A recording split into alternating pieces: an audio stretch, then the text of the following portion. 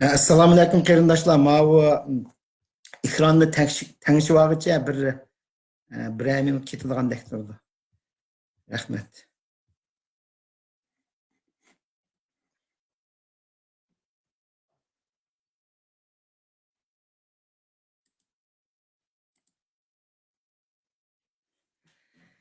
Assalomu alaykum. Bütün dünyadaki barliq Sharq Turkistonlik qarindoshlar.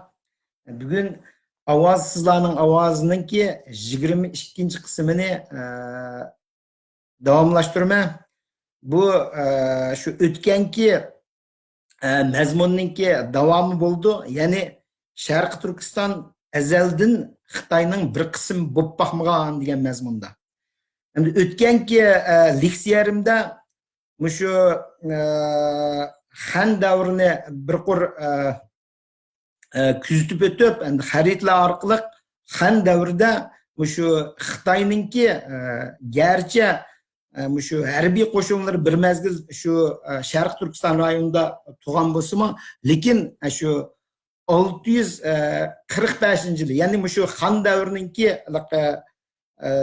nima yemirilishi bilan ta mushu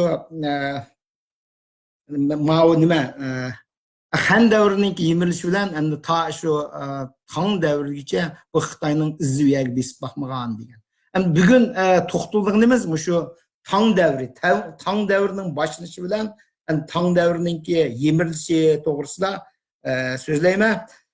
Shuning uchun diqqatinglarni shu ekranga nim qilasiz. Mana Tang davri shu 618-yildan boshlanib 907-yilga davom surgan deb shu xalqaro e'tirof qildi buni. Ya'ni jami 289 yil davom surgan.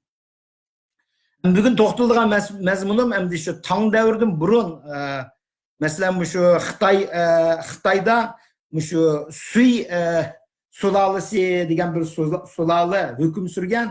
U 581-yildan 618-yilga davom surgan. Bu yerda endi bu Sui mushu sulolasida Xitoyni birlashtirgan. Lekin u vaqtdagi Xitoy Sharq Turkiston ziminni o'z ichiga olmaydi, u yerga kirmagan. Suininki shu Sui sulolasining xaritasini Google orqali izlab topsanglar bo'ldi. U 581-yil 618-yilgacha davom surgan. 618-yili shu Tang sulolasi, ya'ni Tang imperiyasi desak bo'ldi. Tang imperiyasi qurilgan 618-yildan boshlanib shu 907-yilga davom surgan deganda abay deb o'tgan.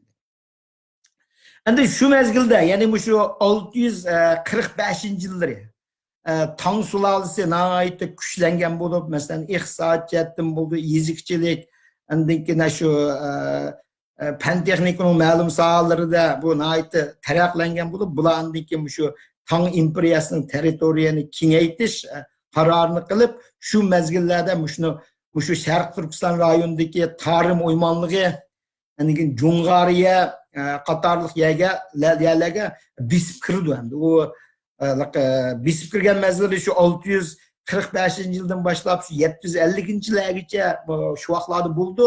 Lekin asosan bu yerda yana shu o'tgan men deb o'tgandek armiya harbiy qo'shinlari bilan shularning oil tavoblari bilan shu yerda bo'ldi. Endi keyin So'da biroz markazlashgan shaharlarni dili joylashgan bo'ldi. Bular endi u yerda shu 100 yilga yaqin bo'ldi. Keyin endi bu yoqdan chiqib ketdi. Chiqishning sababi nima deganda shu Xitoy tarixida Anlushan deydi. Endi o'tganda men bir yer ko'rganda bir materialda ismini chiqardi. Asli uning ismi Anlushan emas ekan. Xitoychida shu O'rta Osiyo taraflaridan kelgan, endi shu vaqtlarda g'arbiy rayonlardagi xalqlarning hammasiga o'z oldiga bir ism qo'yib, ularning ismlarini xitoylashtirib, Anlushan degan. Amaliyotda u Anlushan Xitoy emas. Uningki tigi shu So'g'diyodin deydi. Ba'zilar Turklar bo'lishi bo'ldi deydi. Ba'zilar balkim kim bildi uni, balkim bizning ajdodlarimiz din shu bo'lgan bo'lishi mumkin. U narsa aniq emas. Lekin u Xitoy emas. Anlushan degan Xitoy emas. Anlaşan 755 yılı bir çoğun kozgulan kılıp bu Xitayga naiti çoğun bir ta'sir ko'rsatgan bir tarixi bo'ldi. Hatto o'zi shu vaqtlarda o'zini podshohlikni e'lon qilib, Xitoyni bir mezgil so'rgan mezgillarim bor. Bu to'g'riliq ozroq to'xtalma bugun. Endi keyin şu mezgillarda, yani şu 755 yılı şu Anlaşan qo'zg'alindan keyin endi Tangninki şu Sharq Turkiston va O'rta Osiyodagi kontrol tamamen yo'qaydi. Ularning armiyalari ketdi, endi qolgan qilib qolgan ba'zilari bor, endi qilib qolganlar ularni keyin endi asosan shu yerlik millatlarga jo'rinib, keyin endi Uyg'ur bo'lib ketdi, endi Uyg'ur bo'lib ketdi, ularning bu to'g'riliq azroq to'xtalman. Demek bir yerda Tangning ta'siri şu 750 yıllardan başlap, 750 yıl başlap tamamen Sharq Turkiston yarayında tamamen yok aydı. Bir yerde yeni bir nesli toxtalma buna ait bir mühim bir tarihi vaka, yani şu Uyghur imperiya deb atıldıgan şu hazırki şu Mongoliya şu hazırki Mongoliya Sibirya endin şu İşki Mongoliya o'z ichiga olgan shunday cho'ng bir doirani olgan Uyg'ur imperiya degan bir imperiya shu vaqtda mavjud bo'lgan. U imperiya 745 yildan 840 yilga davom surgan, hukm surgan degan bu mu bir shu xalqaro e'tirof qildigan bir tarixiy pakt. Shu to'g'riliq azoq to'xtalman. Endin shu Tang imperiyasi qachondan boshlab yemirildi deganda şu 900 yılın başlarında, 900 yılın başlarında her kan şu Xitayning her bir rayonlarida çoğun qo'zg'alonlar paydo bo'ldi. Endi keyin bu Xitoyning kuchimi, Tang imperiyaning kuchimi ojizlashib ketdi. Nurg'un sabablardan şu Tang imperiyasi şu yemirilib, endi keyin Song sulalisi hüküm sürgen bu. Song sulalisi o dairine ait kiçik hazır şu Cenub bilen tur haritini göstersem buldu. Endi hazır şu Cenub Xitoy tarafdagi rayonlarni o'z ichiga olgan. O 960 yıldan başlap 1279 yılı. Yani şu Mongol imperiyanın qurilishiga kadar bu Song sulalisi faqatla şu hazırki biz Xitoy deb atilgan millatlarning mutlaq ko'pchilikni egallaydigan shu rayonlarninki misli bu. Bu shu to'g'ri. Bugungi so'zlaydigan mazmunim asosan shuningdan. Endi mayada Tang imperiyasiniki shu vaqtdagi xaritini bir ko'rsatay bu yerda. Xaritini ko'rsatay.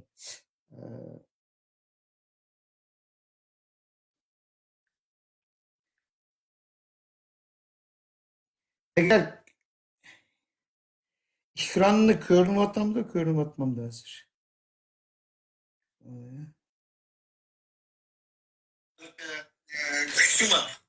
Bo'ldi, men bir tekshirib baqdim, hozir to'xtagan sababi ekranni sizlar ko'ryapsizlar, uqolmadim, shuni ko'raman. Endi meni ko'rsizlar.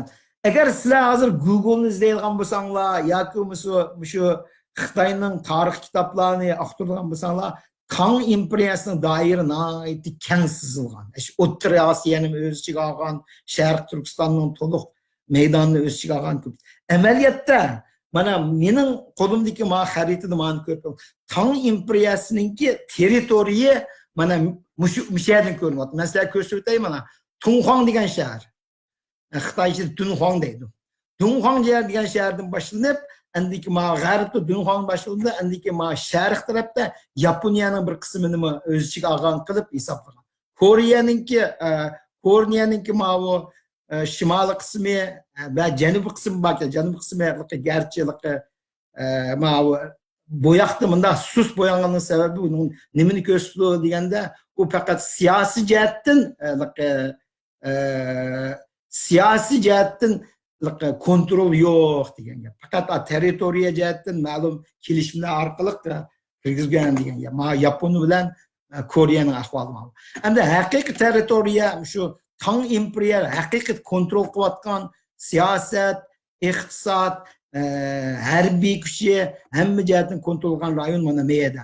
Meyadagi ma qizg'ish siziq bilan sizilgan rayonni o'z ichiga oldi.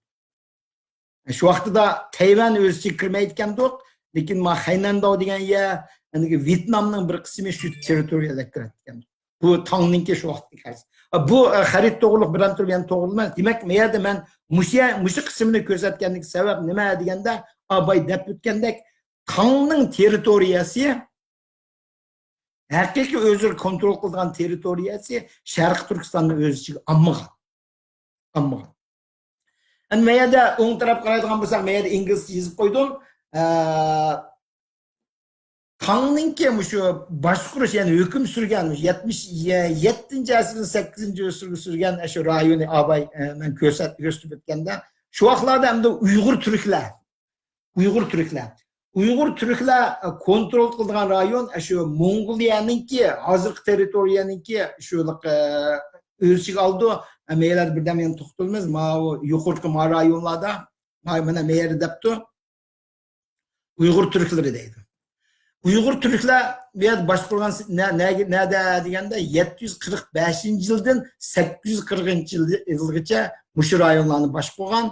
Lekin bular u vaqtlardan bir tarixi bir paket endi.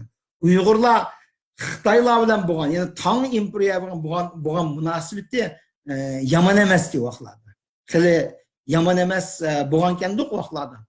Lekin bular Uyg'urlarni shu qirg'izlar, mana bu shimoliy qismga joylashgan qirg'izlar shu 840-yilda bularni Uyg'urlarni tarmar qilib, lekin bu Uyg'urlar keçip mana bu hozirgi Sharq Turkiston rayoniga keyin joylashdi. Bunun bir tarix var.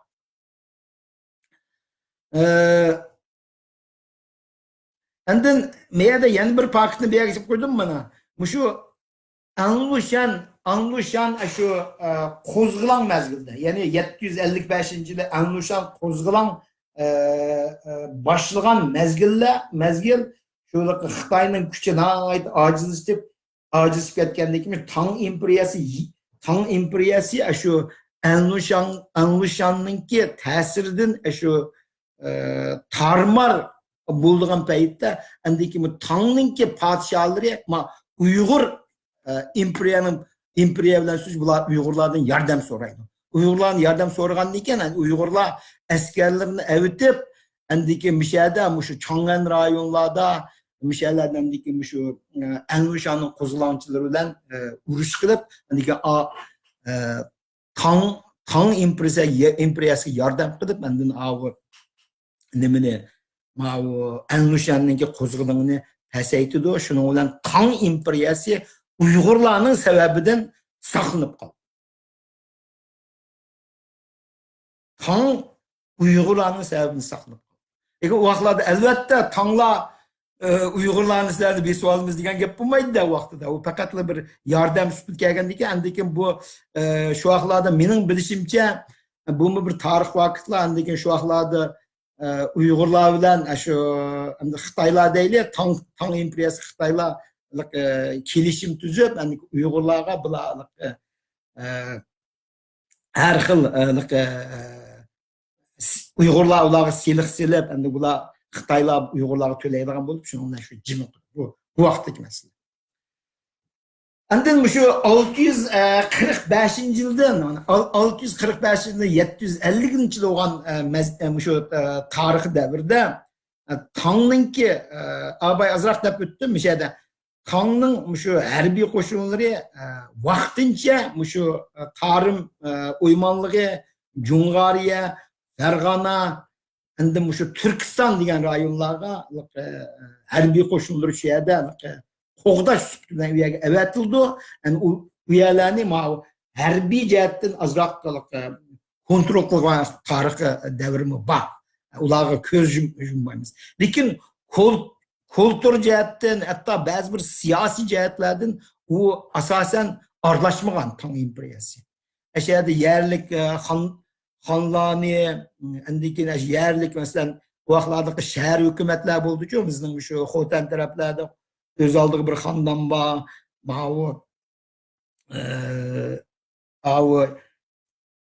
Xotan, Qashqa deymiz, Turpan, Burayat, ayrım xonadonlar var. Shahar hukumatlar var. Shahar davlatlar var. Bu shahar davlatlarga faqat Tang imperiyasi askari o'tib, ularni qo'g'daydigan rolni o'ynagan, lekin u yerda u boshqarish, siyosiy jihatdan boshqarish degan roli bo'lmagan asosan.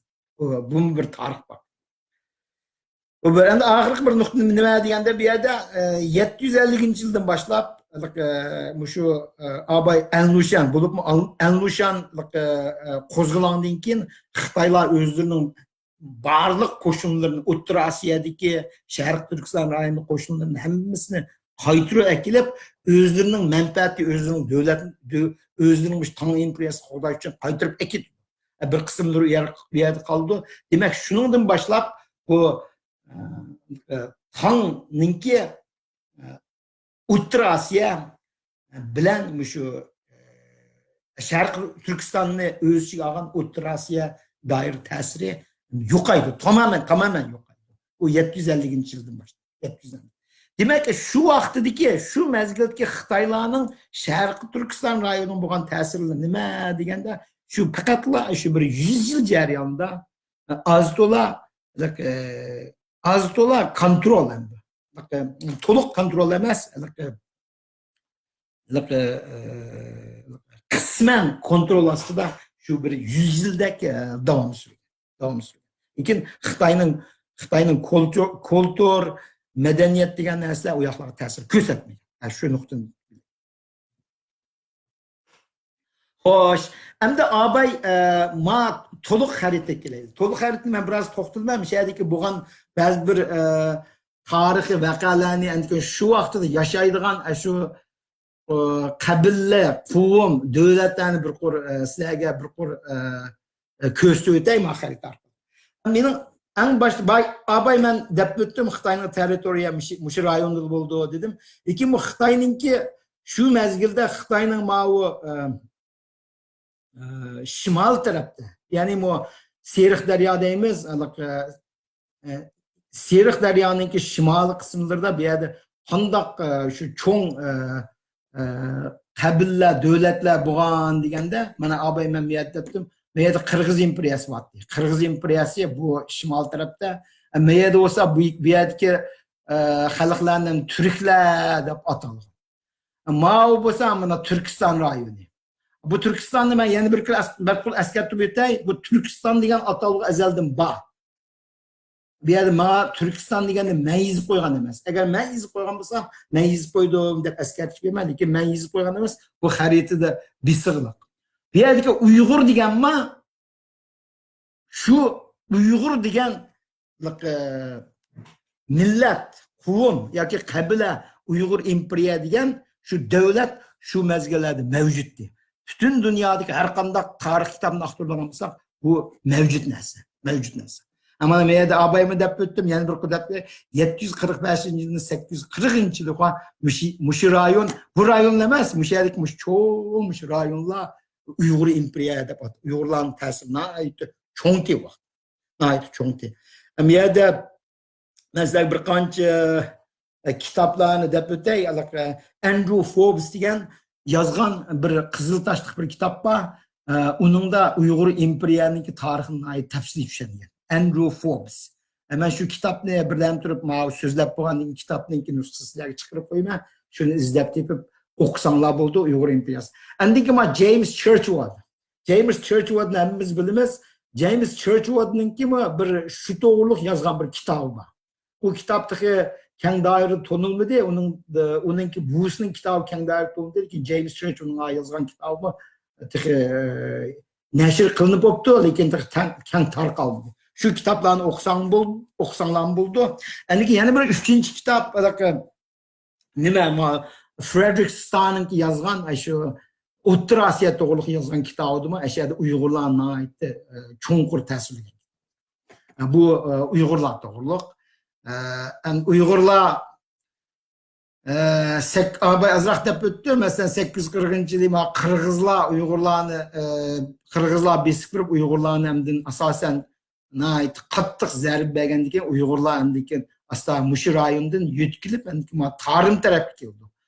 Qumul, Turpan rayonlarini müşani paytaxt qilib, andiki mushu hozirgi Sharq Turkiston zimininki mutlaq ko'p ziminni shu vaqtdagi Uyg'urlar boshqurdi. Bu to'g'riliq bir ayrim topik oldu, keyin paraqlashmiz. Ondan meyada nima deganda Qitan. Qitan degani Xitoylar Liao deydi, men kichik vaqtlarimda Xitoydagi vaqtimda Liao desa Xitoylarning bir millat o'xshaydi deb bilib yuribmankandoq. Keyin chatga chiqqandan keyin bilgandan bu Qitan degan bir cho'ng qavm ekanda. Bularmi shu 600 yillarda 700 yillardan boshlab keyin shu rayonlarni boshqargan bularmi Türkler kirdigan bir millatdi. Keyin bulardan shu matarafdagi yana bir moncha qabillar va bular bilan keyin bu birlashib ketib, Manching imperiyasininki ajdodlari amaliyoti shu Qidan qildi. Unimi deb o'tish to'g'ri keldi. Manching imperiyasi to'g'riliqda keyin yana bir to'xtaldi shu vaqtda bu xalqlar to'g'ri yana tushuntirishdim. Endi matarafli yana boshqa bir millatlar var, bularning ba'zilari yo'qolib ketgan tarixlarda.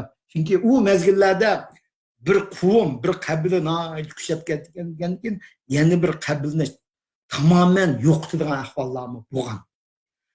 Ba'zi bir tarixchilar u vaqtdagi Uyg'urlar yo'qolib ketgan degan gaplar var, Qirg'izlar tamoman yo'qolib ketgan. Undaq bo'lmagan amaliyotda. Uyg'urlar shu mezgillarda shu qavm bo'yicha u tarım tarafga qochgan, keyin ashaqlarda imperiya qurdi. Bu bir narsa. Endi bu g'arbdagi davlatlarni bir qilib tushuntirib o'taylik. G'arbda masalan Sogdiana deymiz, Xorizm deymiz, Transaksiyona deymiz, andikin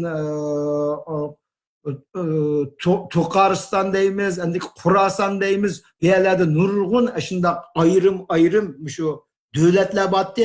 Bu davlatlarmi endi o'zaro munosabatli xalqlar, ko'pincha turk qavmlari kirdi. Ular o'zaro shu vaqtlarda so'qishgan nimalar bo'ldi. Lekin men shu narsani bu yerda deb o'tayki, bu yerda shu narsani bir aniq deb o'tay.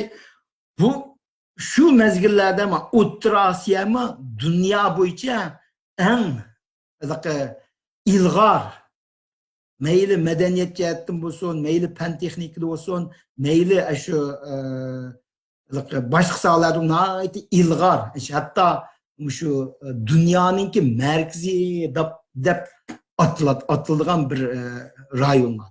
Shu u masalan shu u davom surdi, keyin bu to'g'riliq to'xtalaydi. Yillarni bu yerda xato deb o'tib sanmay, shu mezgillarda ve undan keyin masalan 9-yildan keyin bu O'rta Osiyo hamda dunyoning markaziga aylandi. Chunki islomning ta'siri bo'ldi.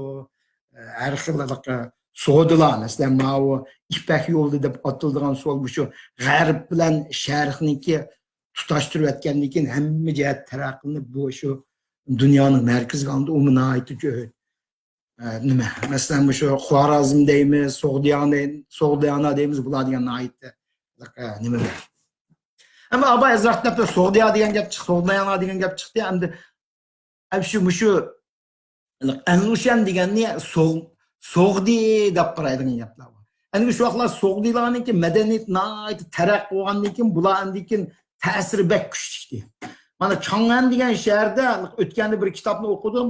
Shu kitobda Chang'an degan shaharning aholisiniki deydi. Aholisiniki 40% yaqinlar amalda Sogdilar. O Sogdilar mishalardan kelib, savdo qilib, mishalarda joylashib, bu Chang'an shaharininki nimalarni kuchaytirib, ishta qilgan ahvollar tarixlarda bo'lib o'tgan. Shuningga Anushandek adam ashadi bir chetalik turib, Anushan degan Xitoyda shunchalik bir ta'sir ko'rsatganning bir sababi shu yerdan bo'ldi. Yine bir yerda unutilib qolgan yerlar bormi? Yo'q. Mana bu yerda g'arb turklari degan bor. Mataraf turklarni sharq turklari deydi. Rayon Turkiston deb ataladi. Turkiston degan rayonmi Ama ya ben çembereklik koydum. Ameliyatda şu çoğun daireninki öz içinde. Bizim Şarkı Türkistan, Garip Türkistan şu rayonlarının ağında Türkistan. Önceler Türk diyen atalığımı bir kadın kelgen. Bir kadın kelgen. Bu sebep. Bu keyin şu yaktika şu şimal taraftaki Türk qumlar qandaq qilib şu Moğollar bilan birlikte andikina şu nima Moğol imperiyani qurdigan tarix to'g'riliq men shu Moğol imperiyaninki so'zlaganda men shu yerda endi to'xtadim. Xo'sh. Bu yerda mushunchalik bo'lsin. Agar bu to'g'ri yani savollaringlar bo'lgan bo'lsa, ekran ostiga yozib qo'ysanglar bo'ldi. Men ayrim javob bersam bo'ldi. Xo'sh. Men abay qilsam. Abay bunu azroq deb o'tdim. Bu yerda ma'lum bir inglizcha yozganimni birsa o'qib o'tay. Tarım oymanlığı bilan Jungariya vaqtincha shu Tang imperiyatlaridan kontrol qilingan. Lekin G'arb Turkiston, yani Ferg'ana, So'g'diyona taraflarmi shu naytiliqqa bir mezgil, nayti bir qisqa mezgilda shu bir 20-30 yildek mezgilda shu nimaninki shu Tangninki harbiy kontrolligida bo'lgan. Bu tarix bor. Lekin şu mezgil qandaq oldu deganda o rayonni nayti tezlikda İslamning kuchlari o taraflarga nima qilib ularni haydab chiqarib o'tdi. Haydab chiqardi. Mana meyada ko'k istilka shuni bildirdi. Ma'u degan ko'k istilka shu vaqtda islomningki kuchaysa hamda şu 8-asrlarda islomningki ta'siriymiş O'rta Osiyoda nayt kuchli bo'ldi. Andiki Sharq Turkistonninki shu Qashqa taraflarga kirishga boshlandi. Shu mezgillarda andiki bularning islomninki shu harbiy kuchlari bu Tangninki harbiy qo'shinni tarmar qilib ularni haydab chiqarib o'tdi u yerda. Ma'u So'g'diyona, Ferg'ana. So'g'diyona degan nima deganda shu hozirgi O'zbekistonning bir rayoni. Ferg'ana, So'g'diyona O'zbekiston qarorlik rayon, O'zbekiston tavasi kirdi hozirgi.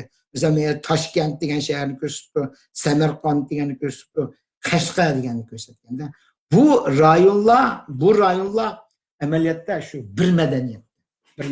Shuning uchun bizning tilimiz O'zbekchaga nihoyat yaqin, bizning urf-odatimiz O'zbeklar bilan ancha farqi yo'q.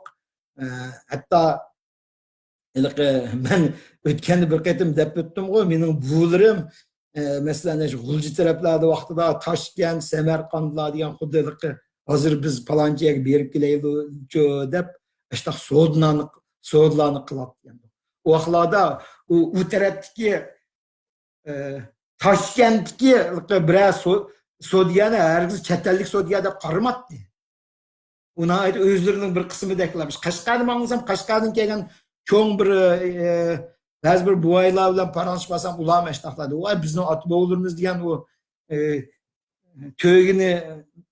to'gini bilan otaru bilan u yoq bu yoqlarga o'tib savdo qilishatdik. Ularni biz hargiz chet ellik deb qaramadik. Chunki tilimiz bir, madaniyatimiz bir, u deganlik yeydigan tomoqlar o'xshash bo'ladi. Urf-odatlar farqi bo'lmaydi. Faqat so'zlagan chog'da anaka men O'zbeklar anaka desa biz mana ana aldaymiz. Shundaqli gap. Ba'zi bir atalg'ular va ism kelmayapti, azroq farq qilingan. Qolganlar hammasi o til jihatda bizda hech qanday bir farqi yo'q gapda, masalan, Toshkent O'zbekiston. Ularmi shu tarixlar bilan munosabat. Mana abay men deb o'tdim tarım oymanlığı. Ama bak qizil siziqlar nima deganda shu vaqtda o'tgan ko'rsatganlik ipak yo'li deb atildigan nimalarniki shu savdo yo'llari. Shularni bildirdi. Mana Turpandan o'tdi, Kuchog'i bordi, andiki Qashqog'i bordi, andiki Toshkent, Samarqand savdolarni aylantirdi. Shu vaqtdagi savdolarma asosan shu vaqtdagi yerlik millatlar asosan bijratdi. Ben o'tgandimi deb o'tdim. Savdoga kelgan chog'da u Chang'anninki bir Xitoy mayoqqa bir to'gini minib savdo qilaman degan ahvollar yo'q. Unda asosan shu vaqtda shu Soğdiyana taraf, bizning Fergana taraflardan, andiki ma'u Türkistan taraflarla bu yerlarda u yoq bu yoqdan g'arb bilan sharqqa mollarni to'shaydigan asosan shular. Shuning uchun men yerda bir xulosani chiqardim mana. Kultur jihatini aytgan chog'da Turkiston rayoni Xitoy bilan tamoman mustaqil yashagan degan xulosani aytdim. Endi mana bu So'ng imperiyasi qurilishidan burun, ya'ni shu 910-yillar. Bu abay deb o'tdim-ku 907-yili ham Tang imperiyaninki yemirilgan davri boshlandi. 910-yilga kelgan chaqda bu shu Xitoy, ya'ni u Xitoy deganimiz hozir faqat Ma rayonni o'ziga. Ma rayonni o'ziga. U Tibet bilan, Sharq Turkiston bilan, shimoldagi Mo'ng'ullar bilan hech qanday munosabati bo'lmagan o'z ayrim faqat shu rayonlarni o'z ichiga narsani vaqtida bo'lib shu 10 davlatdan 10 davlatga parchalandi. Bu 10 davlat o'zaro bir mezgil so'qishib, keyin kelishim tuzib, voy bo'ldi, ayrim yashavasak bo'ldi deb shunda mushtaq 10 davlatga parchalandi. Birincisi Annam degan yer mana hozirgi shu Vyetnam rayoni, Vyetnamninki mana bu shimol tarafi. Nanxan degan yer ma rayonlar. Shu bu yerlardami o'z bu yer xalqlarimi amaliyotda o'zini xan deb nim qilmaydi. Chunki bu yerlarda bu ayrim nimalar ekan. Nanxan deydi, Chu degan ma rayon. Sichuan degan yerga yaqin bo'laymi? Mana Chu degan yer, andiki Min degan yer ma rayon, Tayvanning hududidagi. Hozirgi shu Fujian degan yer. Andiki Wu degan ma rayon, Wuyuan degan, andiki Formosa degan ma rayon, Formosa degan Yangtze daryosi mana. Yangtze daryosining shimolidagi bu yerlar. Andikin later Liang deydi. Liang degan marayinlarda. Andikin Chin deganimiz mana Meya, andikin Yan degan yer. Endi bu Chin qandoqlarchi keyin bu Chin shu Xitoyninki nom bo'lib qolganligi to'g'risida toza bilamidim. Demak mana Mao Sepil Xitoyninki Sadichin sepili meyat turgan bu tarafi ham asosan Turk, Qidan, andikin Mamu Tibetliklar bilan munosabat. Liangchu deydi, andikin Tibetans. Bu yerda nima qanday tarix mezgillar o'tgan deganda shu mezgilda Tibetlarmichu o'zining doirasini kengaytirib, hatto shu biz taraflarga, hatto Mong'oliya, hozir ishki Mong'oliya taraflarini egallab olgan mezgillar. Shuning uchun men yerda mana Tibetninki nimasi bo'ldi. Mana men yerda Uyg'urlar turdi. Uyg'urlar tamoman ma'noning sirtida, o'z oldiga bir ayrim bir davlat deb. Buning da shunchalik to'xtalay. Andin qanday bo'ldi deganda, andin shu 960-yildan boshlab Xitoyninki Sung sulolasi qurildi. Sung sulolasi Abay parcha davlatlarning hammasini birlashtirib, yana bir xil kuchli bir imperiya shakllanadi shu. Mana xaritada shuni ko'rib olsizlar. Lekin buningga qaraydigan bo'lsanglar, yanada u Sharq Turkiston rayoniga hech qanday ta'sir ko'rsatmagan. Sharq Turkiston o'zi ishlanma. Bu Sung sulolasi mana qarab bakinglar. 960-yildan 1279-yilgacha davom surgan. Bu mana 300 yildan ortiq vaqtda bu Xitoylar biz bilan hech qanday munosabat yo'q, ayrim bir davlat bo'lib davom surgan. Shuni bildirdi. Endi 1279-yil nima ish bo'ldi deganda, Mo'ng'ul imperiyasi kuchayib, bu Xitoyni tarmar qilib, Xitoyni butunlay egallab, Yuan imperiyasi, Xitoyda Yuan imperiyasi deydi, amaliyotda Mo'ng'ul imperiyasi. Mo'ng'ul imperiyasi qurilib, shu shakl. Endi u mazmunlarni endi kela qitimda shu Mo'ng'ul imperiyasi kelgan chaqda to'xtalay deb o'yladim. Bugun yana 40 minutdek vaqt bo'lib qolibdi. Endi men yerda men sizlarga bir qancha narsalarni ko'rsatay. Bu rasmni men Google'dan topdim. Bu shu Anlushan degan shu generalninki rasmiga keyin sizgan. Buning bu Anlushan qaraydigan bo'lsak qaranglar. Burni yo'g'on, ko'z dugurak, qosh ko'zlari, soqol burut, hatto kiyilgan kiyimlari bu endi asosan shu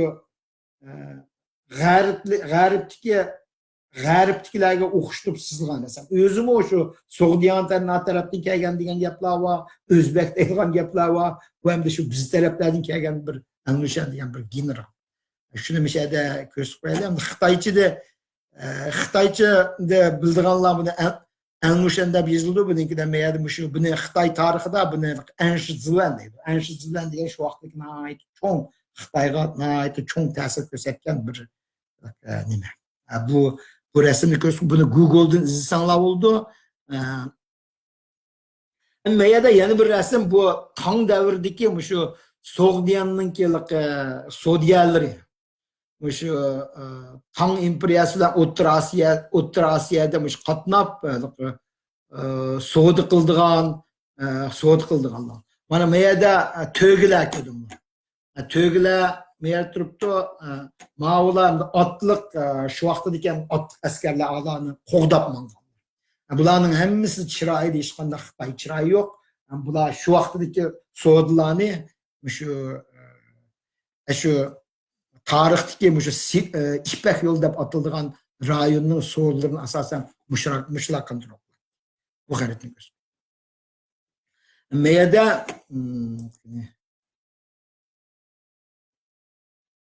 Ma'rasi meyada qayta silinib qolibdi asli. Asli ma'ni oxir rasmni ko'rsatmoqchi edim, to'xtanglar. Yerda bir o'ngishib o'tayman.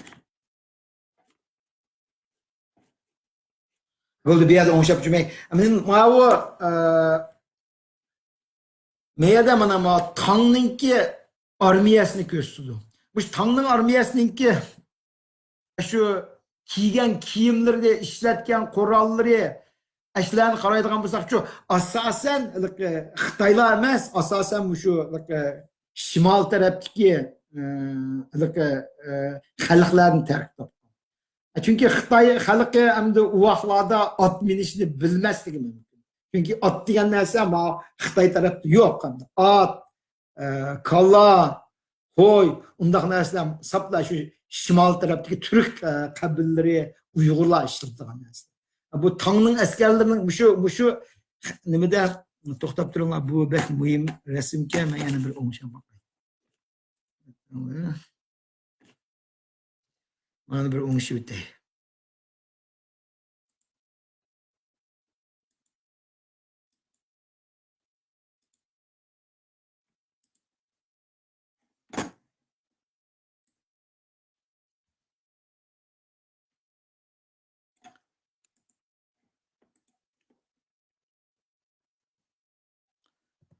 Xo'sh, mana mayada ma'u rasmni ko'rsataydim. Endi meyada agar tafsiliy qaraydigan bo'lsanglar, mishadagi askarlarning kiyimi, endiki kiyim-kechigi, chiroy shakli, ashlarchi bu Xitoylarga asosan o'xshamaydi, abay deb o'tgandek. Mushular shu vaqtda Tangninki kuchayishiga bular cho'ng rol o'ynagan. Shuni deb o'taydigan. Endiki men muzik chivatganlarmi asosan hamdalika O'rta Osiyoninki muziklari. Va pipa degan Uyg'urlardan kelgan degan gapma, Sunaylarmi Uyg'urlarning ekandoq. Endiki o'z vaqtida bir chashning yasilishi, endiki kiyim-kechaklar qaraydigan bo'lsanglar-ku, bular O'rta Osiyoninki kiyim-kechaklari. Bu nimaninki Xitoy xalqininki kiyim-kechaklari emas. Shuni göstereyim dedim.